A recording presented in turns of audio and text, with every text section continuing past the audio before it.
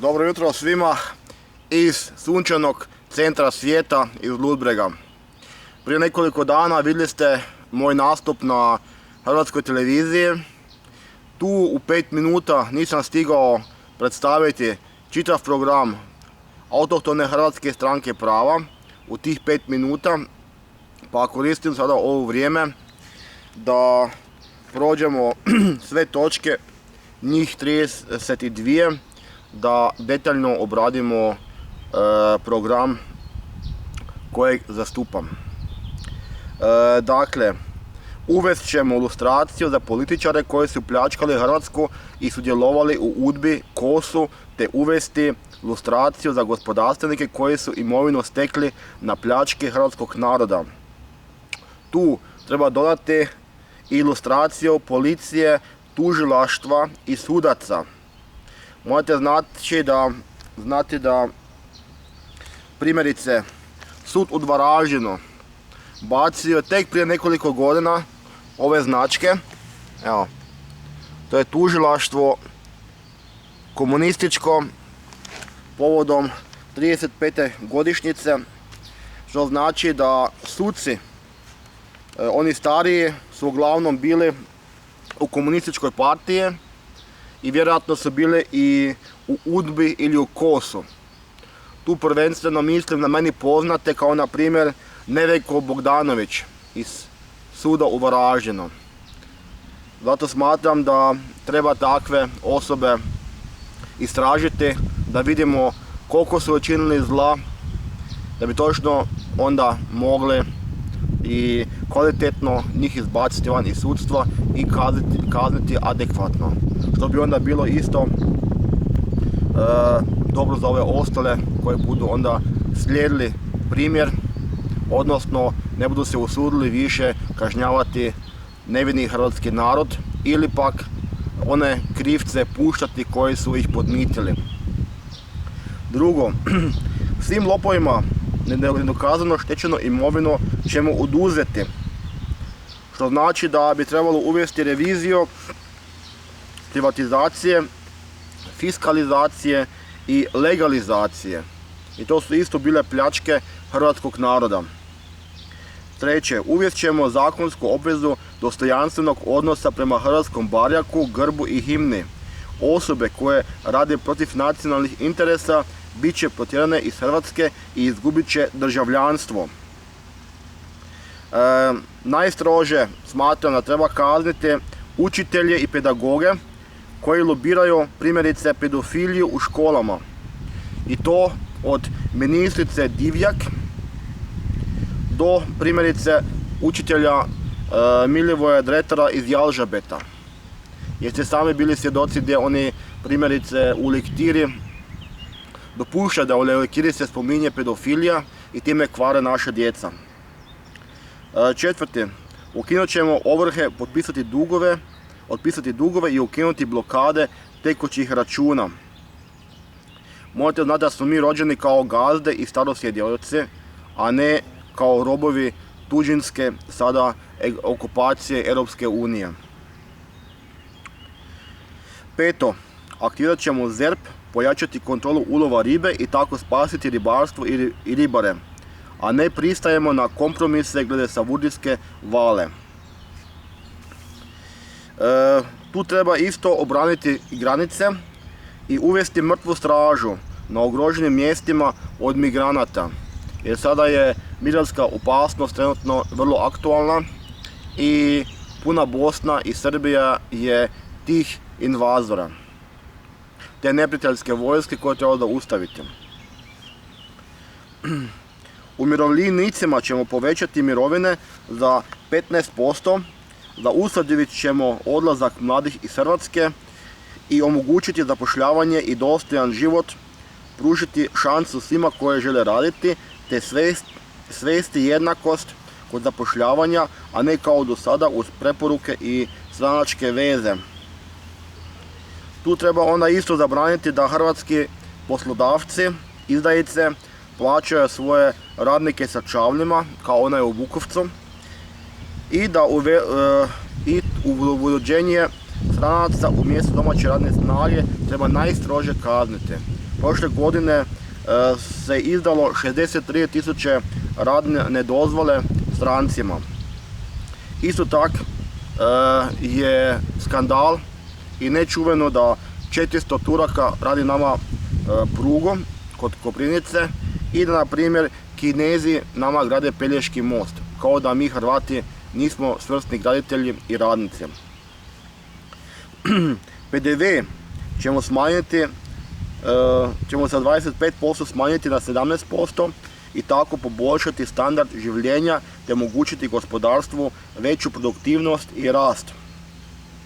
Ukinut ćemo financiranje raznih LGBT i drugih udruga koje rade na razdajanju hrvatske obitelji i naroda.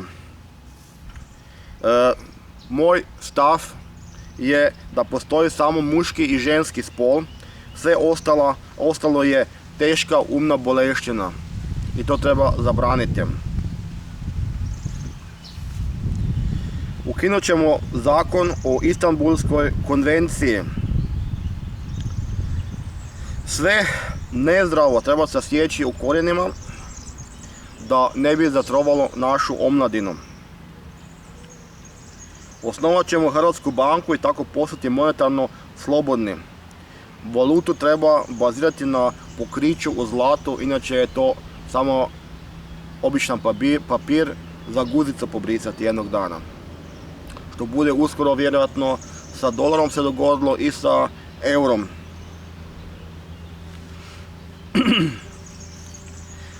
Protivimo se ukidanju hrvatske novčanice kune i uvođenju eura. Uvođenjem eura kao platežnu moć Hrvatska gubi monetarnu suverenitet. Uz to treba realizirati u najkraćem roku Grexit iz Europske unije koja se urušava. Uvest ćemo poticaje za poljoprivrednike, ali to nije dovoljno, treba zabraniti Monsanto, genetski modificirano sjeme i hranu, jer to samo nas truje. Uvest ćemo redovno služenje vojnog roka, a pozdrav Za dom spremni će biti obavezan vojnički pozdrav. Uzor neka nam bude primjerice švicarska vojska i njihovi rezervisti. Radit ćemo dostojanstvo hrvatskim braniteljima, udovicama i djeci poginulih branitelja Domovinskog rata. I tu treba najstrože kazniti prekršitelje ako su iz državne službe i trenutno izbaciti tužitelje, policajce i suce koji teroriziraju hrvatske branitelje jer su sramota za Hrvatsku.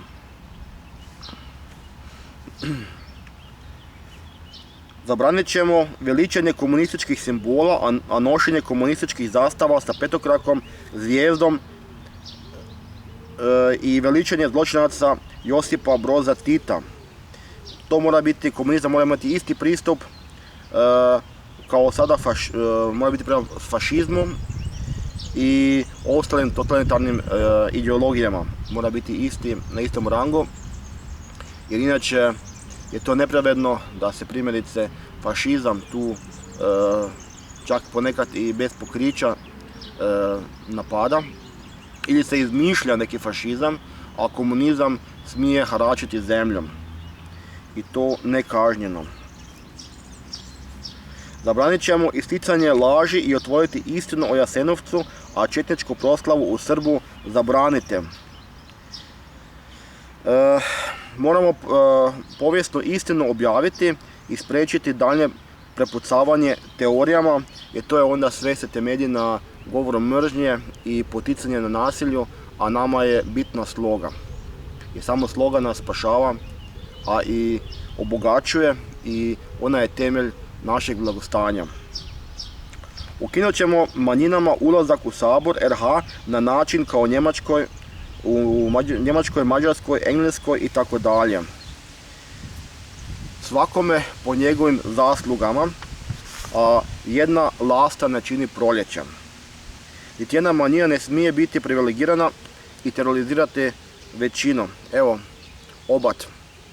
To isto kao i krpelj, a parazitima se isto naziva ljevica jer sami vidimo da po njihovim osobinama ima iste karakteristike kao sad ovaj krpelj. Ništa ne stvaraju, ali samo napadaju i pokušaju parazitirati zdravo tijelo, a to je sad naša država i tu vidimo isto te razne zajednice, udruge, kako su štetne i kako su agresivne u napadanju hrvatskog čovjeka i naše domovine. Prestat ćemo financirati Srpsko narodno vijeće. Sve dok Srbija isto ne uvede Hrvatsko narodno vijeće i financira istim novcem. Mislim da je to jako fair i tako to mora biti. Sufinancirat ćemo domaću proizvodnju preko poticaja, a uvesti carine za uvoz strane robe. Cilj je samoodrživost i neovisnost kroz domaću proizvodnju. Zabranit ćemo rad nedjeljom. Ljudima treba vratiti osjećaj da su bitni, da nisu roba, nego da su ljudi i da imaju opet vjeru u sustav. Financirat ćemo snažnu potporu gospodarstvu, razvoj malog, srednjeg i velikog poduzetništva, te dobrim idejama i projektima. Znači treba prvo uvesti patente, jer mi kod nas, koliko znam, nemamo neki odjel za patente, znači da štiti patente i spriječiti krađu intelektualnog vlasništva. Onda točka 22. Protivimo se pobačajima jer pobačaji ubijaju djecu. Time bi se zapravo i spriječila trgovina živim fetusima za kozmetičko i farma industriju lijekova i cjepiva, koji potiču zapravo pobačaja, da tako dođu do tih sirovina, znači do žive male djece koje oni sjeckaju za te njihove lijekove, to božje lijekove, koji su u biti otrovi ne samo za vaše tijelo, nego za vašu dušu. I to je sve satanizam ako vi jedete malu djecu u tim lijekovima. Zaustavit ćemo uništenje i rasprodaju hrvatskih narodnih i prirodnih bogatstava strancima. To jest, hrvatske šume ne damo, a tuđe ne želimo. Znači malo zamislite koliko hrvatskih izvora je prodano, na primjer, Coca-Coli ili ostalim velikim kooperacijama i oni ne da bi to iskoristili, nego oni su zatvorili naše izvore koji su bolji nego oni koji su ne koristili, samo zato da bi time spriječili nas kao konkurenciju. I to je najgori oblik veleizdaje i terorizma. Osigurat ćemo najveće poticaje za demografsku obnovu svakom novom rođenom djetetu darovnicu od 10.000 kuna. Plus treba dodati dodatne pogodnosti do punoljetnosti kao što su besplatne knjige i školovanje. Jer ulaganjem u naše mlade mi ulažemo u nas. I tu se ona ne smije škrtariti. Raspisat ćemo referendum radi izlaska Hrvatske iz Europske unije, to jest Grexit, a projekt nam je samostalna i suverena Hrvatska. Zatim, osnovat ćemo ministarstvo za mlade. Treba ih usmjeravati na društveno korisno djelovanje i očuvanje vlastite kulture i tradicije. Jer naša omladina su u biti pokazatelj hrvatskog naroda i oni budu dalje nastavili očuvati nas kao takve i oni su naša budućnost. Osnovat ćemo ministarstvo hrvatskog iseljeništva sa svrhom povratka Hrvata u svoju matičnu domovinu. A ne kao do sada da se pokradu i opljačkaju, da ih opljačkaju domaći kriminalci, te ljude koji naivni dođu natrag iz Amerike ili iz Njemačke. A dijaspora je naivna i vidimo sami kako budu nasjeli na Lunju Škoru i kako su oni čak Ciganu Mesiću gurale torbe sa novcem dok je on pjevao ustaške pjesme samo zato da bi onda došli do tog novca. I isto treba reći isto da toj dijaspori neka se paze i neka budu kritični. Jer koliko ja znam, svi koji su kao ja došli iz dijaspore doma, ne poznam niti jednog koji se nije vratio natrag, zato jer nisu uspjeli opstati tu u Hrvatskoj. I to zato jer je tu previše tih lopova, uhljeba i različitih kriminalaca u svim stupnjima vlasti koji su ih onda opljačkali, prevarili i ljudi su onda pobjegli iz te naše Hrvatske u inozemstvu gdje im je lakše preživjeti. Onda 29. Promjena izbornog zakona, ukinuti dehont, uvesti jednu izbornu jedinicu za cijelu Hrvatsku, a prag smanjiti na 3%. Time bi odmah smanjili konfuziju i bacanje novaca kao sad na svim izborima. 30. Uvest ćemo obavezan izlazak na izbore. Ali prvo treba vratiti ljudima vjeru u izbore, a to možemo samo kažnjavanjem neispunjenih predizbornih obećanja. Dakle, svaki političar koji je obećavao nešto prije izbora, a došao je na vlast, odnosno u Sabor, ako nije ispunio ta obećanja, mora se za to kazniti. To mora biti primjer drugima i samo tako možemo opet ljudima vratiti vjeru u izbore. A ja sad tu isto apeliram na sve one koji ne biraju, da ipak daju autohtonoj Hrvatskoj stranki prava šansu i svoj glas na ovim izborima, da pokušamo onda spasiti domovinu u zadnjem trenu od propasti koja nam kuca na vrata. Umjesto Republika Hrvatska promijenit ćemo ime u Hrvatska država. Ali temelj svega toga je da se vrati riječima njihov značaj. A to je zapravo temelj za harmoniju i prosperitet.